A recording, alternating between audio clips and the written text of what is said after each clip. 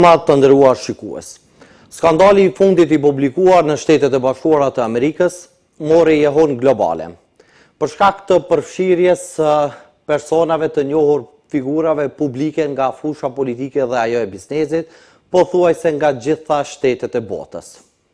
Se për çfarë skandali bëhet fjalë, çfarë impakti ka prodhuar pra dosja Jeffrey Epstein e publikuar në Shtetet e Bashkuara të Amerikës, cili është momentumi politik në cilin është publikuar kjo dosje dhe deri në këto momente që ne po flasim, pra janë publikuar diku 3.5 milion dokumente në kuadër të kësaj dosje, derisa dhe 2.5 milion dokumente të tjera akoma nuk janë publike dhe nuk do dihet nëse do të bëhen publike.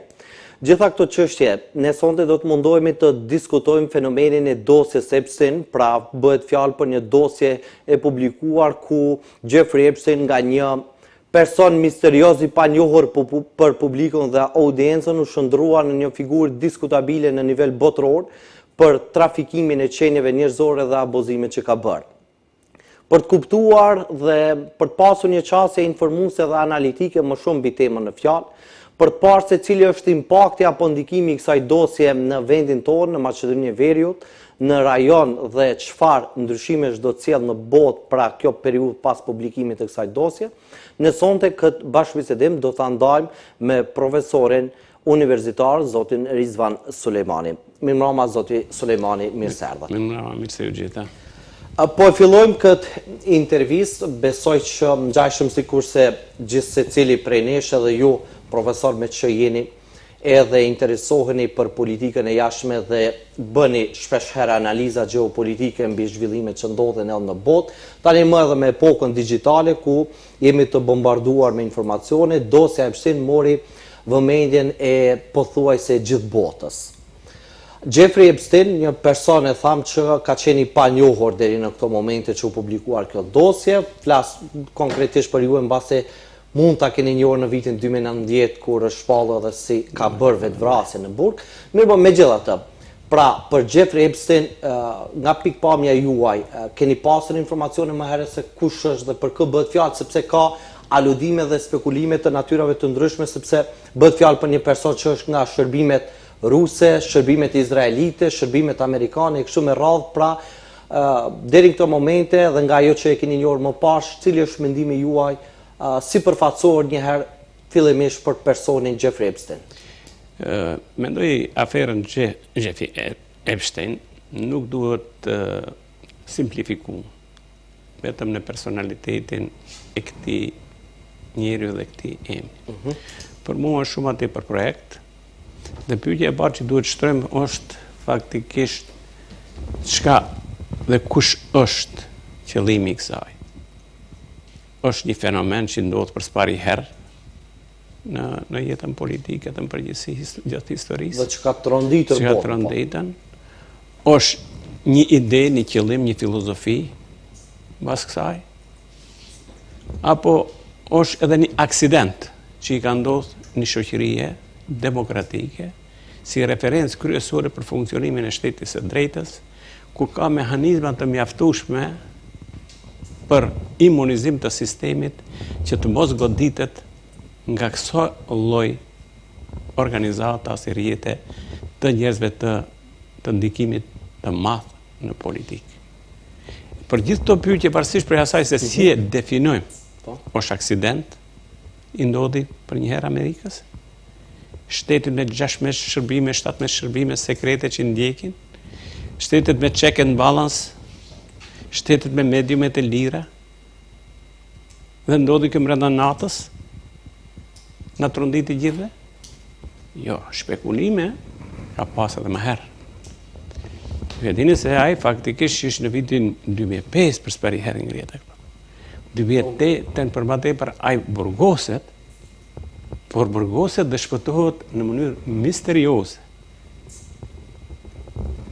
Faktikisht me një marrëveshje me prokurorin, ai dënohet vetëm me 18 muaj në burg, prej të cilëve çdo ditë ai do të jetë I lirë dhe vetëm mbrëmje do të duhet të flejë në burg, pa pjesëmarrjen e viktimave. Dhe për më tepër, prokurori me të cilën ai me marrëveshje arrin të lirohet, avansohet dhe arrin në pozitën e sekretarit shtetit. Për çështje ekonomike. Pra, por i kthejmë aty ku thatë ju në fillim se nuk duhet lidhet vetëm me një emër të përveçëm. Megjithatë, e gjithë kjo po titullohet dosja Epstein. Pra, për informim të publikut bëhet fjalë për një person që buron nga një familje e thjeshtë, pra që pas ka punuar mësues matematike pa pasur fare diplom. Dhe nga një person i thjeshtë u bë një milioner dhe u bë me ndikim sa për të shoqëruar pa rrethi i tij ngushtë me figurat më me ndikim në botë, mesin e tyre edhe presidenti aktual i Shteteve të Bashkuara të Amerikës, i cili tani pas publikimit të këtij skandali tha edhe që ka dhënë është distancuar nga viti 2005 kur përmendet edhe ju si referencë. Pra, ajo është ëndra amerikane. Kur kushiqi për njëherë ngrihet në piramidat, qoftë shoqërore, ekonomike, të artit, të shkencës. Mirë, po t'ingëllë shumë absurde, kush e mundsoi këtë ngritje sipas perspektivës tua? A është sistemi aq poros, aq i lëndueshëm, demokracia që të krijojë mundësi që të krijohet një rrjet e njerëzve që nuk janë të rastishme, që janë njerëz, tash të quajtë që unë i quaj të 1%-shit. Ato janë 1% i njerëzve që janë biznesmenët më të njohur dhe më të pasur në botë. Ato janë 1% i njerëzve që janë ndër më të njohur në lumin e artit. Ato janë ndër 1% e njerëzve që janë në shkencë ndër më të njohunit, se ke profesor të Harvardit të implikuar, ke artist të njohur dhe të popularizuar, ke njerëz me ndikim në opinionin publik. Do të thonë 1% ai ka që zakonisht merret ajo forca motorike e zhvillimit në çdo lëmi, qoftë në shkencë, qoftë në politikë, qoftë në ekonomi, në mënyrë duket këtë të rastishme, krijon një rrjet ndikimi dhe e fut në kontroll këtë elita politike, jo vetëm të Amerikës, po si gangren metastazon. Edhe kapën institucionet kryesore, qoftë të sigurisë, qoftë të vendimarrjeve politike, edhe familje mbretnore, që e delegjitimon faktikisht, e deposhtutizon popullin, dhe ajo rrjet bëhet vendimarrje në vendimet politike. Humbje në sovranitetit të popullit. Dhe përthash, kje fragmentim të sovranitetit të popullit. Nuk vendos popullit. Neve që moti kemi një absurd që njerëzit dalin në votime dhe në fund prodhon një shoqëri ku 1% e popullatës posedon dikun 50% të pasurisë të atij vendi. 10% tjerët dikun 80%, 20% që tjerë 93%. Dhe 80% e popullatës tjetër vetëm 7%. Edhe absurdi është, këto njerëz 80% që i votojnë, a janë normal që në fund votojnë për këto? Për këtë 1%? Në më thonë se sistemi që moti i jep shenja se diçka nuk funksionon. Nëse demokracia ishte model ku krijon mundësi të barabarta për gjithë, mobilitet, lëvizje në lart poshtë, si forcë motorike e zhvillimit, drejtësi të barabartë para ligjit, dhe tash për një herë paraqitet njerëz që ligji kërkon forma makare dhe legale, po jo etike dhe me forcë politike t'i liroj. Jo se mos i nështrohen drejtësisë. Pra, ajo është goditje drejt për drejt e demokracisë dhe sistemit të së drejtës që ne supozojmë me shtetin racional të kombit në një mënyrë e kemi vendosur. Pra, ajo thëtë se mbas saj është një projekt që mund ketë gjeburim edhe të ndonjë filozofi që ndoshta edhe me pretendime që të bëhet ideologji politike. Pse? Sepse ekziston një absurd që neve nuk e studiu, që vetëm në demokraci votat numërohen. Nëse koeficientin e inteligjencës 70 ose 140 ke një vot. Ti mund të kesh 1 miliard mund të kisha 1 euro, 1 votë. Votat numërohen, nuk po shohen. Kurse pjesat dërmuese janë e kësaj kategorisë tjetër. Në çdo ligj tjetër natyror, i dopti nuk funksionon, nuk udhëheq me të fortin. Po në demokracisë, pa kur aparencë, duket se i dopti si hapësirë vendos se kush do të udhëheq. E thash, një grup njerëzish elit mendojnë se kjo megjithatë nuk është e drejtë. Dhe shumë shtete humbin për kësaj. Unë këto vetëm supozime. Dakor, e kuptoj në kuadër të analizës, po pretendoni që po rrezikon funksionalizimi i demokracisë. Vum pikë pyetje dhe duhet hapet debat. Sepse ne edhe tash edhe flitet në qarqet intelektuale, se jetojmë apo në kohën post-historike, post-vërtetës, post-demokratike. Dhe a do të mundim edhe ma të tje, kështu si e kuptojmë ne demokracinë, dhe aprodhon demokracia atë që është qëllimi kryesor, të barabartë para ligjit, të barabartë në mundësi, të barabartë në ngritje. Dhe nëse ajo nuk jep ato efekte, është çështje ku çalon. Dhe mendoj se një grup njerëzit mendojnë se megjithatë ne me aftësitë tona do të gjejmë modele që ketë legjitimitet të popullit që shikim parë në teatrin e madh të zgjedhjeve që e bëjmë, vendosën shumica dhe neve do të ndërtojmë mehanizme me të cilën do të ndërtojmë rrjetin, do t'i fusim këto peshqit e mëdhej me një vetë, që neve faktikisht e marrim pushtetin. Dhe ato në mënyrë ja kanë arritë. Sa do që neve në aparencë në këtë dramën e madhe që zhvillohet, kemi përshtypje se demokracia funksionon. Mirë po, efektet janë ansore.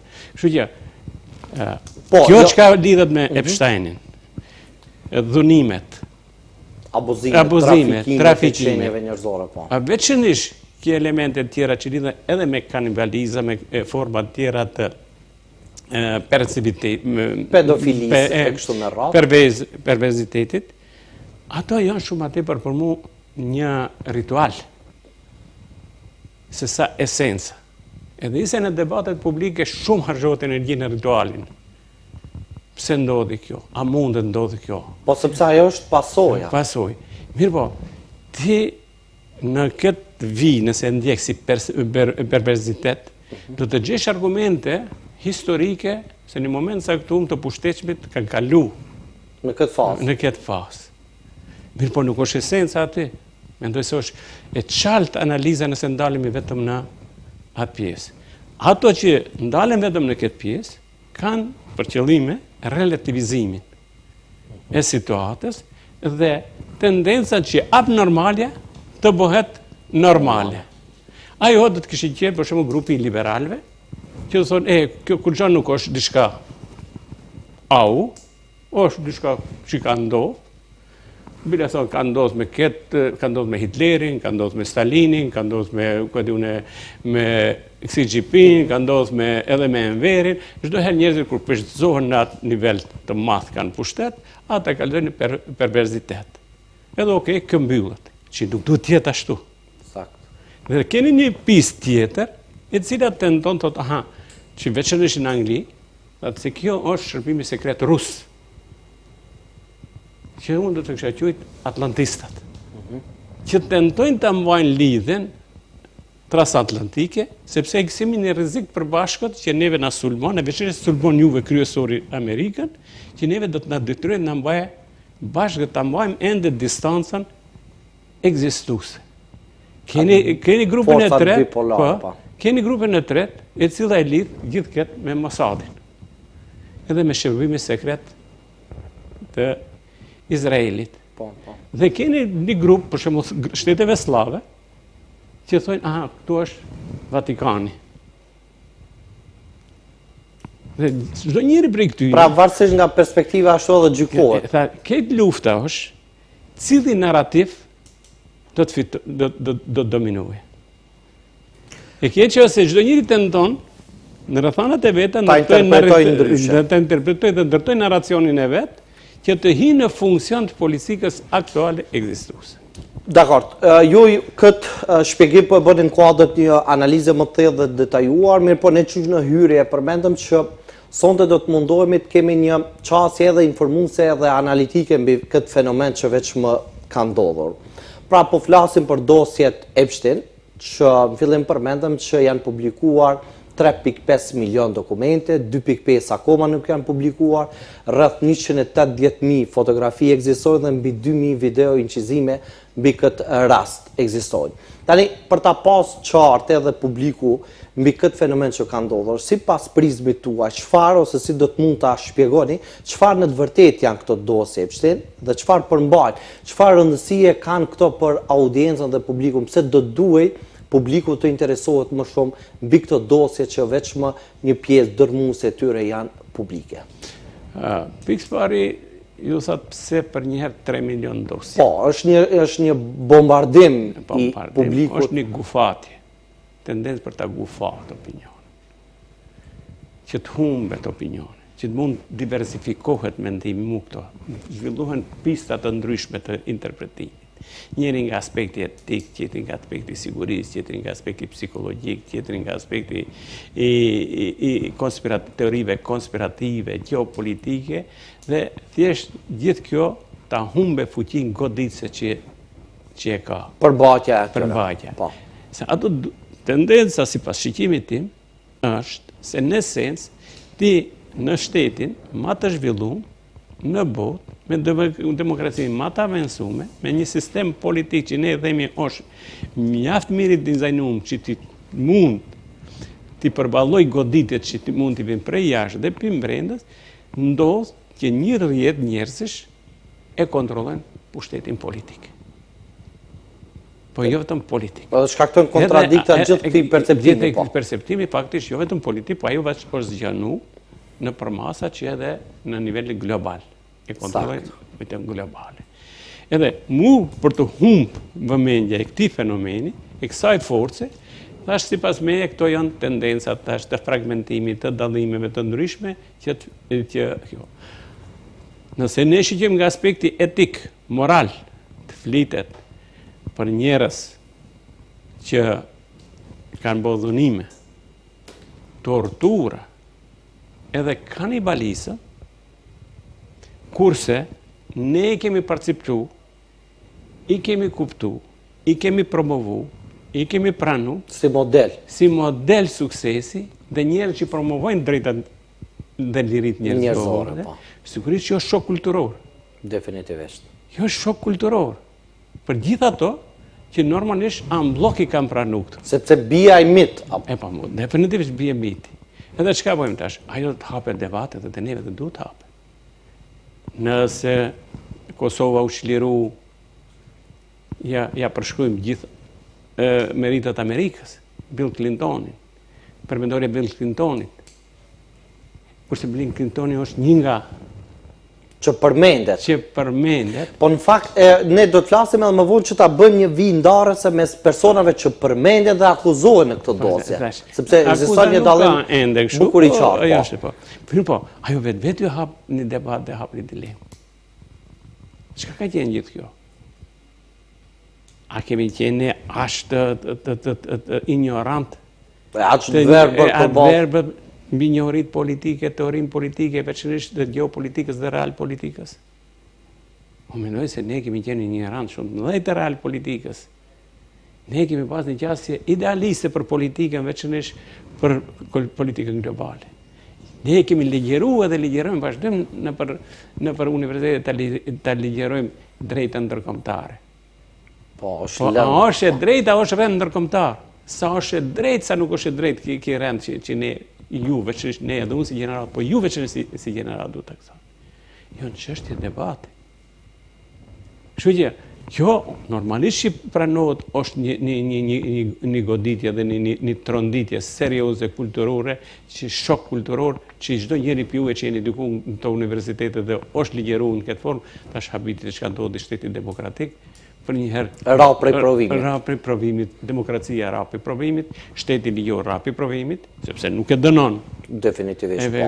Kështu që sistemi i sigurisë ra prej provimit, kollaps, sistemi ka ra prej ku jemi tash. Tash jemi ato që rastisht duhet të lidhe me këtë tash geopolitikën. Kjo moti, di derë caktuar politik, por në fillim, për ato ishim pak, ose ishim vetëm në një pjesë të botës, promovojshin idenë e plakjes apo mos funksionalitetit të sistemit ndërkombëtar botëror. Veçanërisht, Erdogani fliste për bota nuk është më e madhe se 5. Nuk ka ludu në Kombet e Bashkuara si institucioni kryesor që rregullon marrëdhëniet ndërkombëtare si prodhim i luftës së dytë botërore, ku një grup shtetesh, për shkak se ishin në anën e drejtë të historisë, e fituan të drejtën për të drejtë absolute deri në veto në rregullimin e raporteve ndërkombëtare. Gjenerata e tretë trashëgon një drejtë që se ka fitu. Gjermani, i gjeneratës tretë, pagun dënimin e gjyshit vetë, që ka ka në anën e gabuar të historisë, edhe ai tash duhet ta vuj pasojet. Francezi, i gjeneratës tretë, i gëzon benefitet e gjyshit që ka qenë e japonezët e kështu me radhë. Është fakt se ajo bota ka ndryshuar. Civilizimet të tëra, si bota muslimane, si India, janë pa përfaqësuese, pa fuqi të mjaftueshme në vendimarrjen globale. Dhe Erdogani thotë, bota është më e madhe se 5. Putini thotë se destrukcion konstruktiv, se ky sistem duhet të renovohet për ndërtimin e ri. Kina promovon një ide tjera, se do të thonë se ka tërësi gjeografike, civilizime të tëra që nuk kanë hapësirë të mjaftueshme në vendimarrjen globale. Dhe si rezultat kemi disparitetet kur njëherë më të mëdha në historinë e njerëzimit që ndodhin ndërmjet poleve të ndryshme të botës. Dhe tani kur po flisnim për këtë ndryshim të rendit, gjithë këto në fillim etiketoheshin si autokrat, si jo demokrat, i liberal, demokraci jo liberale, diktator, despotik, por kur paraqitet Trumpi, faktikisht forca kryesore e demokracisë liberale, dhe thot se institucionet ndërkombëtare janë plakur, janë jo funksionale. Duhet një rend i ri, një sistem i ri. Mirë pa jo është duket tronditse dhe pa përmbajtje. Sepse është në mënyrë shumë të vrullshme dhe pa pritshme. Dhe nuk ka ideologji. Se nuk ka luftë madhe pa një ideologji. Pse i prishim këto dhe pse duhet i prishim? Tash, rasti Epstein, pra përfundimi i luftrave ka sjell këtë rend. Rasti Epstein mund të jetë një moment i mirë për të gjetë një arsye të mjaftueshme pse duhet prishet ky rend. Atë që e tha në fillim që mund shërbej dhe si filozofi. Filozofi. Nëse ky rend nuk qenë nga si e kemi menduar në rend demokratik, i drejt, po qenë nga rreth i grupit caktuar që ka ndërtuar jetën ganglionare të shpërndarë në botë dhe kontrollon pra një klan, një grup, njerëz, një rrjet, që pjesës dërmutës popullatës nuk i lën hapësirë, apo tërësive të saktuar gjeografike nuk i lën, ja shkaqet pse nuk, aq më tepër kur paraqitet me këto ritualet që janë në aspektin etik dhe njerëzore, që e prekin emocionalisht audiencën kudo po. Ajo mund të jetë një forcë tash që depërtuese dhe ta ndihmoj procesin e ndërtimit të një rendi të ri botëror. Interesante. Pra, nëse këtë debatit tash thot pse tash ndodhen lidhen me Iranin. Po pse nuk e shtrojmë pyetje? Pse ndodhen ndoshta tash kur formu kjo grupi i ri i Trumpit me këtë forumin e paqes, forumin e paqes, ku u dha mendime se ndoshta kjo zavendësimi i Kombeve të Bashkuara, që shumë shtetet e Europës janë pesimiste për goditja e fundit e Shteteve të Bashkuara. Pse ndoshta nuk asocion në këtë? A mund të asociojë në këtë? Lë hapësirë për dyshim, sepse pikërisht në këtë momentum politik ndodh kjo. Edhe pse, po pse shtetet, po është normal që Franca nuk do të pajtohet që ta hupe beneficionin që e ka të drejtën e vetos. Sigurisht që po. Sigurisht që as Bretënia e Madhe nuk do të doshte ta prishë rendin ekzistues botnor, ose ta marginalizojë fuqinë e saj, se tash për tash nuk eliminohet. Po, për shkak se kjo pastaj rrezikon edhe defuqizimin e NATO-s, aleancës më të fortë ushtarake në botë. Kush janë antar të këtij klubit atje të ri? Po, ky forumi. Këto janë paga shumë që bëu asisto për kohën time në një lloj të shtetet e pa inkuadrume. Një blok shtete që nuk kanë pas zonë në rendin e ri global, edhe tash në mjet Amerikës ata tentojnë të futen në lojën e madhe globale. Që në këtë rast fatin e kishte edhe Kosova. Po në këtë rast edhe Kosova. Aty janë Kosova, aty janë Shqipëria, aty janë Afganistan, jo Afganistan, Pakistani, Turqia, kush janë Arabia Saudite. Do thonë, një grup shtetesh të marginalizuar që shumic janë edhe nga Lindja, po. Që shumic janë nga Lindja, kanë disa resurse serioze, gjenden në qendra të caktuara strategjike shumë e rëndësi, se do të thonë kontrollojnë qendra të caktuara strategjike shumë e rëndësi, kontrollojnë resurse energjetike shumë e rëndësi, mirë po të marginalizuar në aspekte vendimarrjes në arenën e madhe globale. Edhe Trumpi tash gjen një mehanizëm që thotë, ja kjo është ai forum i ri që neve tash na detyron që të veprojmë vendosim me rend të ri. Rend të ri të jemi shumë më efikas se këto tjerat që prodhojnë vetëm letra, rregulla, po jo efikase. Edhe nuk zgjedhin asnjë problem. Vetëm i multiplikojmë problemet. Pra, a është kjo ndoshta a mund të prodhoj një momentum? Mbase e rastishme nuk ka qenë, pikërisht tani të publikohen këto dosje dhe të tronditet e gjithë bota, pra edhe të përmenden emrat ku janë të përfshirë gjitha personat, pothuajse nga gjitha shtetet e botës, kjo ka indicje, lë hapësirë për të dyshuar me theks të botës perëndimore, definitivisht po. Do të thotë ata që ka dominu botën. Sakt. Edhe pikërisht këta shtete që refuzuan këtë ide të re të pjesëmarrjes në një forum të paqes. Po, këtë që e refuzuan idenë e forumit të paqes. Dakor. Tani, profesor, po rikthehemi tek dosja. Ne po përmendim, po bëhet fjalë për një numër marramendës të dokumenteve të publikuara. Pra në mesin e 3.5 milion dokumenteve gjendet këtu edhe vendi ynë çuditërisht. Pra përmendet në këtë dosje edhe Ballkani Perëndimor, e me saktësi Maqedonia e Veriut si vendi i cili ka ofruar mostrat më të pastërta të fenomenit që njihet si ngrirja e trurit, pra mbi 1000 tru të ngrirë janë deportuar në Shtetet e Bashkuara të Amerikës. Për këtë fenomen që ka ndodhur, ekzistojnë pra dy mendime në këto momente që janë publikuar. Njëra palë mendojnë që kjo çështje është bërë për çështje të ekspertizës dhe me lejen e familjarëve të tyre, dhe pjesa tjetër mendojnë që kjo çështje është bërë pra janë shitur këta tru. Nga Ministria e Shëndetësisë deri në këto momente kanë pasur prononcim dhe janë tërhequr realisht, kanë thënë që nuk janë kompetent për këtë çështje, sepse dosjet, afati i ruajtjes së dokumenteve ka qenë 15 vite, prandaj edhe nuk kanë të dhëna të ruajtura mbi këto trafikim ta quajmë të organit konkretisht trurit. Po. Nuk hi në këto detaje sepse janë këto ekspertiza. Duhet dihet shumë ligji, duhet shumë rregullore, duhet të shumë parime, ato janë çështje si operacionalizosh një veprim. Po në dosje nuk përmendet vetëm Maqedonia. Përmendet 2-3 rektor të Universitetit të Serbisë, profesor. Përmendet thuhet se avioni aty ka zbritur dhe ngritur në Shqipëri. Përmendet se mbi 80% të grave janë për këtij regioni.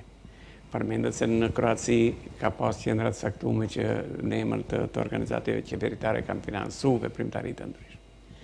Kështu që kur ta shohësh, pra Ballkani shihet si një teren i përshtatshëm edhe me një komoditet. Edhe Ballkani është i përshtatshëm sepse rregulla, filozofia e qendrës dhe periferisë, qendra është ajo që faktikisht dirigjon me proceset, periferia e furnizon.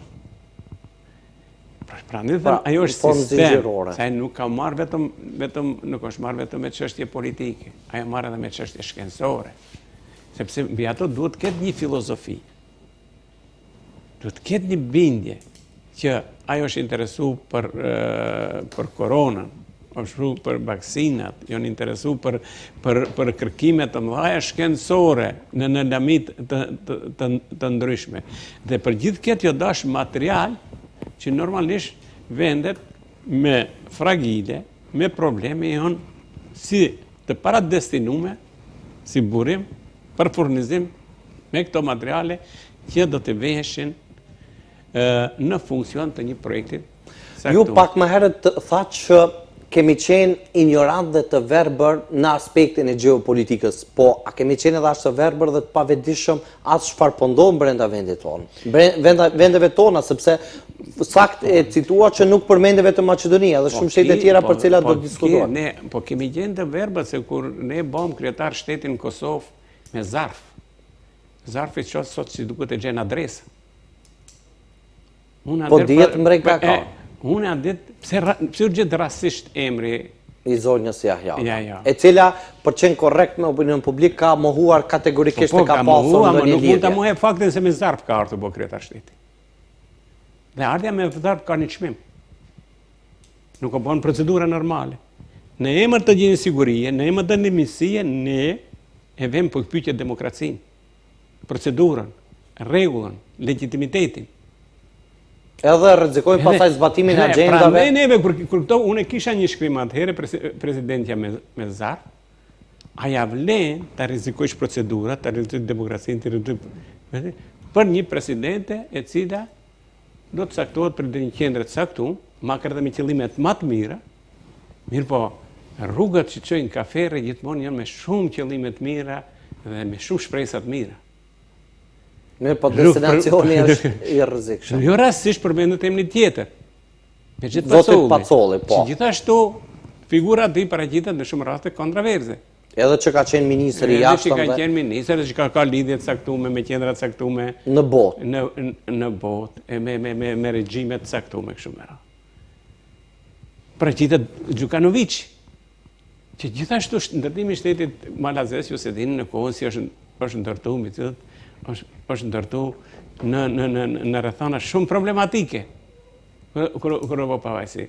Do të thonë, gjithë to ne kemi gëlltit, pa një debat, pa një analizë, pse na ndodh. Do të thonë, sistemet tona kanë qenë shumë fragile, debatet tona kanë qenë shumë sterile, në analizën e këtyre veprimeve dhe këtyre fenomeneve që na paraqiten në mënyrë që të mund t'i kuptojmë ose sot që mos habitemi pse këto emna për folen. Unë jam e bindur se nuk ka pas kontakt. Mirë po, si u ndodh? Pra nuk është e rastishme. Po nuk është e rastishme. Normalisht që ato në strategjinë atyre, ata kërkojnë njerëz që kanë parakushte që mund të jenë në funksion të një projekti së. Disa pritin me mendime shumë pastëra. Pse, për shembull, një shkencëtar don që idenë e vet dikush ta financojë që mbi atë bëjë një eksperiment. Ai ka qenë shumë fisnike. Ai ka qenë i bindur se moralisht është i pastër. Si jom në funksion të një studimi, po. Në funksion të një studimi për të mirën e njerëzimit. Që pasaj do t'i shërbej gjeneratën. Pastaj do t'i shërbej. Mirë, po se dikush e ka instrumentalizuar në mënyrë të pavetdijshme. Në mënyrë të pavetdijshme, ai nuk është. Ndoshta edhe këto aktor politik janë plot bindje me vetveten se jam në funksion të së mirës. Jam në funksion të mirës, se unë mendoj se kjo është e mirë. Të mirës personale. Po jo edhe të mirë. Edhe kolektive. Po a është e drejtë? Se e mira jo determinisht është e drejtë. Ne kemi raste kur e mira nuk është baras me drejtë. As e drejta nuk është e mirë. Po mbase kjo është edhe çështje që duhet diskutuar mbase edhe në momente tjera. Mirë, po këtë drejtim ju veç shumë e zhvendosët edhe diskutimin në drejtim të asaj se ku përmendet Kosova. Në mesin e asaj që mbase është rronditur edhe ka reflektuar edhe opinioni publik në Kosovë, është përmendja në këtë dosje e emisarit të dërguarit nga Bashkimi Evropian Miroslav Lajçak si ndërmjetësues në dialogun mes Kosovës dhe Serbisë. Mbase këtë drejtim, shteti i Kosovës, liderët e udhëheqësit janë treguar më vigjilent përpara se të publikoheshin këta dosje, sepse për ta rikujtuar audiencën vitin 2023, pas një takimit në Bruksel, kryeministri i tanishëm i Republikës së Kosovës, zoti Kurti, ka deklaruar që Lajçak është i pa drejt në drejtim të rolit të tij si ndërmjetësues, për shkak që anon ka Serbia, duke precizuar emrin e përveçëm pra Miroslav Lajçak. Deklarata e tij, citoj kështu, ka qenë që BE nuk e mban anën e Serbisë, mirë po Lajçak insiston që marrëveshja Kosovë-Serbi të jetë pjesësisht e zbatueshme pikërisht në pjesën e asociacionit të komunave. Akuzat të tilla ndaj Lajçakut ka pasur edhe nga udhëheqës tjerë të Kosovës. Këtë drejtim tashmë i përballemi me një të vërtetë tjetër reale, sepse deri në ato momente kanë qenë pretendime, dikush mbase atë periudhë në vitin 2023 e kanë quajtur kryeministrin Kurti anti-evropian për shkak se po e akuzon një ndërmjetësues të dërguar nga BE në këtë dialog. Disa të tjerë kanë quajtur paranojak që krijon paranoja për evropian të caktuar, mirë po tani e vërteta sot kur po flasim këtë momentum e tregon këtë fakt. Miroslav Lajçak në këtë dosje përmendet duke thurrë lavde dhe fjalë miradia e elogje për ministrin e jashtëm rus Sergej Lavrov. Në këtë drejtim, publikimi i këtyre dosjeve e detyroi që pra Lajçak të jap edhe dorëheqje nga pozita e këshilltarit të kryeministrit çek. Sipas jush, publiku në Kosovë dhe udhëheqësia, pra leadershipi kosovar, në këtë momentum a ka treguar saktësisht leadershipin e duhur, sepse qysh në atë momentum e ka kundërshtuar një figurë të këtillë politike? Pak është vështirë, të thuhet se ka qenë aq vizionar, aq i informuar zoti Kurti, edhe mund të ketë qenë, se ka qarkulluar, nëse te unë kam rri informatat se zoti Lajçak, po edhe atëherë edhe komisari për zgjerim. Janez Han. Hungarisë. Ishte komisari për zgjerim i Hungarisë. Tashmë, sokërë nuk desha të përmendi, kanë pas detyrë të caktuar që të favorizojnë ose të mbrojnë interesat e Serbisë e disa tjera. Është vështirë, kështu thuhet me bindje dhe me plutim ose të argumentum, sepse në luftat në dialogje, në debatet gjithësisht kur bëhen biseda dhe negociata, gjithmonë udhëheqësit ose negociatorët ose pjesëmarrësit në negociata tentojnë të bëjnë presion kanjëherë mbi ndërmjetësuesin që ai të jetë më i dëgjueshëm. Edhe është, a ka qenë në funksion të presionit, a ka qenë vërtet i informuar pse ajo, thash ka shumë thana. Ka më shumë bazë, pa. Shumë bazë për atash, nëse dhe unë kum pas një lloj informata, sigurisht ai ka pas, mirë po në këtë rast është vështirë ta ndaj cila është pjesë e presionit, vjat, që tjetë ma neutral spaku, po sigurisht të presioni ka pas edhe nga ana tjetër, se jo gjithmonë në negociata përdoren ato teknika, por është e vërtet edhe është shumë logjike që të mendohet se a ka qenë shantazhuar, a ka qenë detyruar, edhe tash mund të shtrohet e pyetja, kush cili shërbim sekret qëndron pastaj. Nëse qëndron shërbimi sekret siç me të madhe promovohet në Britaninë e Madhe, është diçka tjetër. Nëse të qëndron Vatikani, siç me të madhe flitet në vende slave si në Serbi, po edhe në Rusi, është diçka tjetër. Nëse qëndron Mosadi, është diçka tjetër. Se të ishte absurde nëse qëndron mbas po nëse ka qenë person i shërbimeve izraelite, që në mënyrë indirekte edhe... Ose nëse ka qenë, eventualisht, veçanërisht nëse ka qenë në shërbim të Vatikanit, është pak problematike, thuhet se... Kanë qenë vizionar politikat po. Kështu që, këto janë ende në kuadër të tendencët për krijimin e narracionit se çfarë narracioni do të dominoje. Por narracioni që do të dominoje, do të determinoje edhe lojën geopolitike, sipas shqiptimit tim. Cili narracion do të dominoje? Nëse arrin arrin një naracion që tentohet, për shembull në disa vende, jashtë Shqipërisë, për shembull si ndishin debatet, që ata relativizojnë. Tash duke mbajt vetëm në nivelin e kësaj që është etika, është çështje që përsëritet, është normale, edhe relativizim abnormale të shndrohet normale, nuk do të kesh ndonjë ndryshim dhe ajo është katastrofale, nëse nuk nxjerret në çësime i vërtetë. Saktë. Nëse dominon një naracion që mund ndërtohet se ajo është e ndikuar për shërbimit rus ose për shërbimit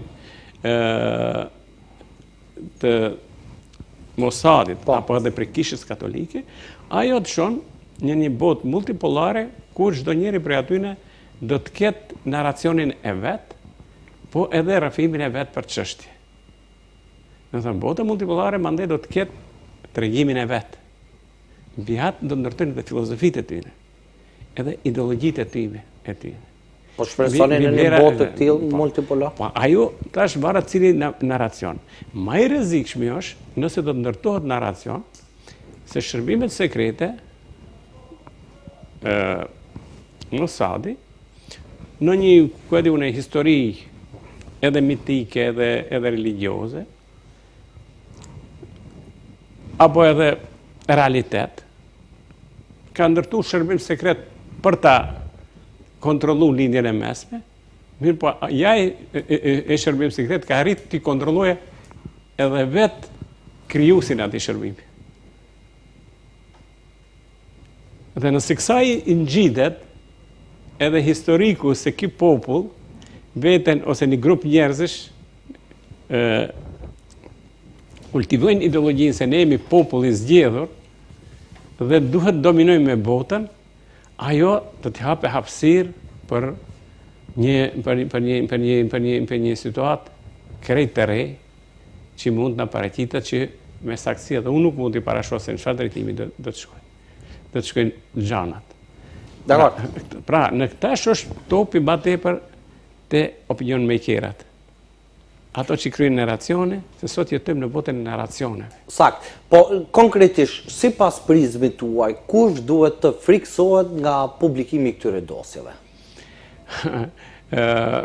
Friksimi nga publikimi i këtyre, sigurisht se ato njerëzit që janë të etiketuar, për eksploari normalisht që ato do të jetojnë, se dhe nëse nuk kanë, për shembull, nuk penalizohen për ligjin e të drejtës pozitive e ligjit penale, ato në aspektin moral do t'jenë të denigruar. Po. Dhe ato të paguajnë çmimin e denigrimit, sigurisht. Edhe ato të biznesit. Po, sepse do me thonë, ne besoj që edhe audienca e ka qartë tashmë, që këtu përmenden edhe emrat të njohur të biznesit Bill Gates, Elon Musk, familje të mbretërisë norvegjeze, të Britanisë gjithashtu. Ato veç kanë filluar disa të paguajnë çmimin, për shembull me dërheqje, pra largime, po. Me largime ato kanë filluar ta paguajnë. Të reflektojnë, po. Të reflektojnë edhe ta paguajnë çmimin, por pyetja është në përbasa madh zona globale, a do të arrihet për kësaj, të këtij momentum të shfrytëzohet në drejtim të krijimit të një realiteti të ri, të një rendi të ri botnor, ma të drejt, ma mirë të shpërndan fuqia ekonomike, politike, edhe për përfaqësimi ma i drejt i civilizimeve dhe geografikisht bota, sepse me gjithat bota tash është një fshat i madh dhe nuk global, edhe si cila anë e botës ka përparësit e veta dhe dobësit e veta. Po. Në këtë drejtim ju pak më herët përmendën ne që nga fillimi thamë që janë përfshirë dhe të përmendur emra pothuajse persona nga gjitha shtetet e botës. Po nga ajo që keni analizuar dhe keni parë, cilët lider botëror që kanë ndikim në botë nuk janë të përfshirë në këtë dosje. Dhe çfarë tregon kjo sipas jush? Po muati se edhe nëse janë jo njërin prej tyre mbase e përmendet pak më herët. Po thash edhe nëse janë përmend si antiteza asaj që është ideja. Aty janë Putini, aty janë Xi Jinping, aty janë Erdogan, po. Ato janë edhe kur janë përmend se kjo në kontekst të kundërt të asaj që është publikuar. Që asaj që është publikuar. Si personat të këtë cilët nuk kanë arritë të deportojnë. Për kundër, përmend për shembull Erdogani si ka largu kuadune ushtarakët që kanë pas lidhje me Izraelin, ai tjetri ka pas kuadune pretendime me Ukrainën. Sido që tjetë ato janë si antiteza jo, e kundërt të asaj tonës. Që neve me një kohë gjatë, apo i thamë si ato i etiketumë si trajtojshim, si diktator, autoritar, autokrat, edhe demokraci iliberale, ato ka një lloj demokracie, po jo demokraci liberale, që në të kupton se ato vinë në pushtet në proces zgjedhor, po ai që merr pushtetin e merr pushtetin absolut dhe nuk le hapësirë për liri, për të tjerat e kështu me radhë. Mirë, po tash të paraqitës se thamë një fenomen i ri kur Trumpi i bën pothuajse të njëjtë veprime ndoshta edhe në forma dhe më të vrashtë. Edhe duart trokitet. Edhe duart trokitet, bile dhe tash fillon të merr simpati, edhe popularitet, edhe çdo ditë më tepër shifri edhe në Evropë keni tash rritjen e të gjatës konservatore dhe ekstreme që si modele shohin mënyrën e funksionimit të Trumpit, sepse ajo garanton efikasitet përkundrejt këtyre që janë të majt ose po që prodhojnë, jetojnë me një ideal se bota funksion me rregulla, parime, edhe liria individuale, liria me miqësie, me kështu radhë, kurse realiteti është se në marrëdhënia ndërkombëtare ka di rregulla, rregulla e parë është se nuk ka rregulla dhe rregulla e dytë se nuk ka moral. Edhe çdo tendencë për ta moralizuar, edhe për ta pasit moralshme, juve ju bën me gjasat mëdha që të gaboni. Dhe prandaj tash neve kemi pas si shqiptarëve veçanërisht një qasje idealiste për rendin ndërkombëtar. Se miqësia, rregullat, parimet, principet e ruajnë botën. Përkundrejt real politikanë që thonë se fuqia ekonomike, fuqia ushtarake, ndikimi, janë ato që dirigojnë politikën. Territori, pasuria, kështu me radhë. Ato janë që dirigjojnë politikën ndërkombëtare. Dhe për ne, prandaj është pak më shokuese sepse jemi rrit me ato ose edhe se kemi qenë si rrethana që na imponu në një mënyrë ajo mënyrë. Mbas e imponim jo, po edhe kemi kërku. Edhe kemi kërku. Po në këtë drejtim, kur po flasim për këtë dosje, ju po flasim për dy variante, por sipas prizmit tuaj, a do të ketë epilog kjo dhe cili do të duhet të ishte epilogu më i duhur, sepse gjasat reale janë ato që ka diskutuam pas edhe më herët edhe ju dëgjuam, që ky rast mund të mbyllet ashtu si është hapur rastësisht edhe për një moment të zhduket nga skena diskutimi i kësaj, edhe dyta është çështja që a do të ketë epilog ligjor apo vetëm atë çka ju e cilësuat si dënime morale. Tash për tash është vështirë për epilog ligjor penalist, për shembull. Mirë, po është kjo pak tash varet edhe tash prej mediave. Sa do të jenë, sa gjatë do ta mbajnë aktuale këtë. Normalisht edhe aktorët politik që do të mundohen ato që janë më shumë të prekun që me spinet e ndryshme që shpesh përmenden në këtë rast për shembull a do ta sulmoj Amerika Iranin për ta tërheq vëmendje se këto ditë tash janë harru edhe Gaza, janë harru edhe Ukrainën, janë harru gjithë. Edhe kidnapimi i Maduros e të tjera. Edhe kidnapimi këtë janë harru, tash gjithë vëmendje është këtu. Edhe nëse ato ndjehen në presion dhe rrezikohet pozita tyne, ato normalisht do të mundohen bëjnë spin ta zhvendosin vëmendjen, makar edhe me ndonjë veprim të tillë që unë për të thënë të drejtën tash nuk jam shumë i bindur se këto për momente si zhvillohen punët, derisa nuk ndërtohet narracioni, se edhe do të ketë, si shumica e shohim, jo nesër, jo sot, jo mbas nesër do të sulmohet Irani, për ta tërheq vëmendjen, unë nuk shoh rrezik, sepse Trumpi tash për tash nuk sheh rrezik sipas meje. Po ju përmendët mediat, në të njëjtën kohë ka media që kanë trajtuar këto çështje të dosjeve dhe që janë kërcënuar nga presidenti Trump që madje edhe janë paditur në gjoba të shumave shumë të majme të bërë. Tash është luftë e narracioneve. Cili narracion, cili tregim, cili rrëfim do ta dominojë opinionin publik. Në këtë rast, a ka ndonjë sistem mbrojtës që do të mbrojë këto figura që kanë ndikim në botë dhe që janë të përmendura në këtë dosje? Dhe paraqet një sistem i tillë mbrojtjes i krijuar ad hoc, a do të paraqiste edhe rrezik për drejtësinë ndërkombëtare? Drejtësia pikëpari në shtetin Amerikë është lënduar rëndë. Rëndimi I parë të goditjen e madhe ka marrë me vitin 2008, kur I akuzui lirohet me marrëveshje të msheft me prokurorin pa pjesëmarrjen e viktimave. Tash, 2019 prapë mbaron pa mbarim faktisht pa për shkak të vetvrasjes, që kanë cilësuar si kanë cilësuar, do të thonë mbyllet pa epilog. Se qëllimi I drejtësisë nuk o vetëm dënimi. Qëllimi I drejtësisë është nxjerrja e vërtetës në fakt. Mbi gjitha. Sepse në bazë vërtetës bëhet edhe gjykimi pastaj. Gjykimi nuk o revanshizëm. Arbitrarizëm, po. Nuk o revanshizëm gjykimi. Gjykimi mbi drejtën, mbi gjitha duhet ta nxjerrë të vërtetën sipërfaqe dhe mbi faktet e të vërtetës të bëhet edhe dënimi. Po jo revanshizëm, jo hakmarrje. Do të thonë, prandaj e keq është se kur ndërpritet një proces gjyqësor, humbet e vërteta. Nuk mund të vesh njerë e vërteta, se dosja mbyllet dhe me te shumë çka mbetet në harresë.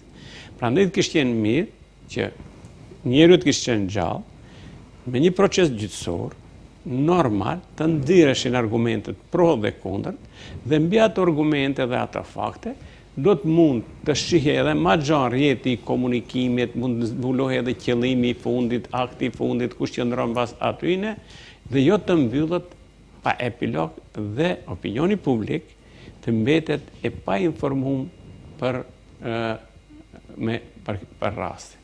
Dhe kjo është dam shumë I madh.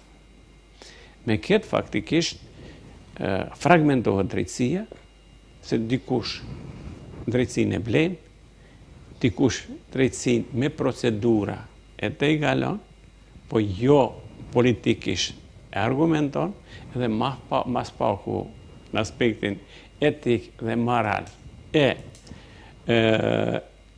arsyeton. Kështu që, kurse disa të tjerë, I nënshtrohen edhe procedura penale. Kjo është dënim goditje shumë e madhe, edhe për drejtësinë amerikane, edhe për demokracinë, edhe për sistemin politik, që ka leju të instalohet një rjet I tillë, aq I madh, edhe aq I dëmshëm për njerëzimin. Po, sepse në këtë drejtim ne po flasim për një numër shumë të madh, konsiderueshëm të dokumenteve që janë mbajtur të fshehur diku. A flet kjo edhe për një mungesë transparence?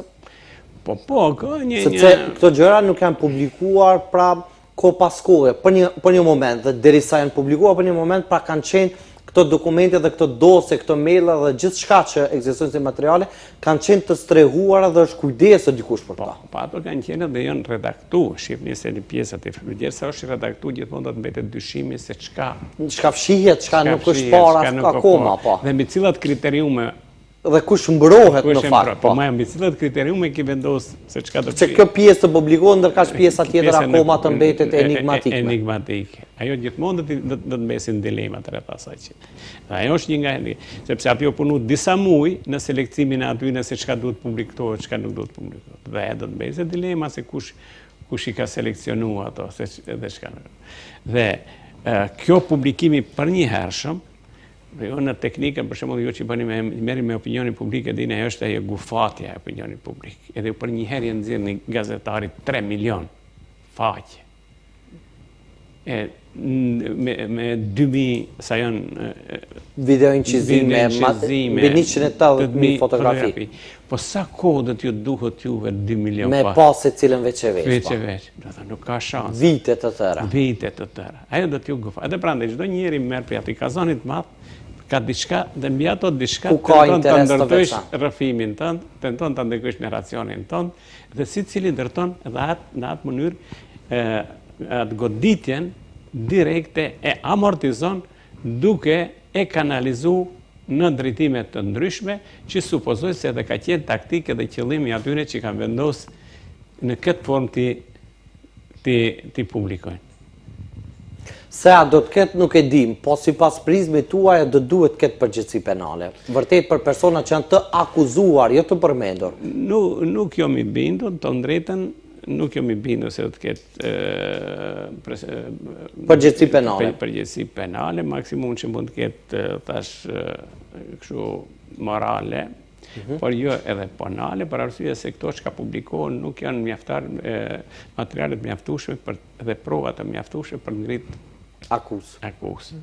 Sepse akuza megjithatë bazohet në prova të mjaftueshme të vërtetuara, të janë vetëm pjesë, segmente, fragmente, vështirë mbi këto të ndërtohesh ti një land me të cilën mbi dikujt do të ngrihet akuzë dhe do të mund të ketë mbarim gjyqësor me penalizim, me dënim. Për shoqërinë vendet tona, por edhe për shoqërinë e tërë botën, a do duhet të shihet nga prizmi një optimizmit dhe shpresës që nuk ka abuzim me keqpërdërim që nuk zbulohet, pra vetëm çështje kohe.